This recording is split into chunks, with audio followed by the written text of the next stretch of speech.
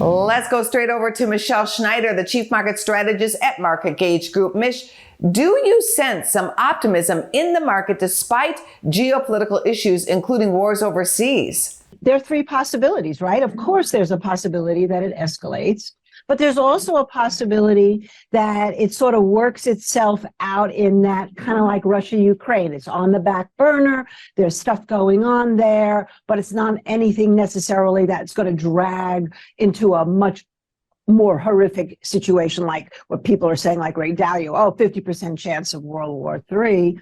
And then there's also a chance that it actually resolves. And that's the rub, because you see so much information coming at you that it's really hard to know what's real, what isn't real. And the market is taking the stance of optimism. And there's a few other reasons for that right now. Number one is seasonally, fourth quarter generally is a positive one. Secondly, we have a presidential election year coming up, which is also historically a positive one. But if we just look at it from a technical standpoint, we have managed to hold some critical areas of support. Just looking at the indices alone, that 420 or 4,200 in SPY being the classic one, but even small caps. Right now, the fact that we've had IWM holding that 80-month moving average, which Ange on this show and all over the place I've talked about, it's holding there. It looked like it was going to break last week. It didn't. Now it's getting a pop.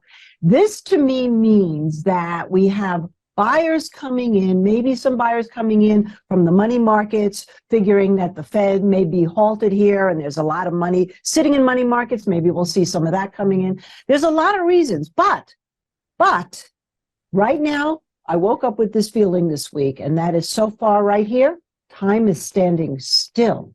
And that could be the best thing of all, but it could also be the worst thing. It's premature. What's your trade of the day for us? Well, there's a lot, talk about controversy. There was a whole thing that came out early in the week that BlackRock was able to get their ETF passed for Bitcoin, and then it was denied. It's under review. And we talked about coin, I think, last time. So I always like to follow up as opposed to giving more and more trades.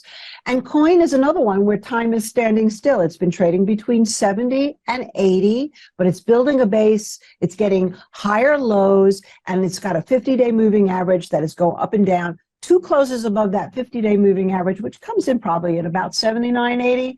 And I think we can see a huge flyer there. Good to know. Thank you very much, Mish. Thank you so much, Angie. Go to businessfirstam.com for where to see our show on TV.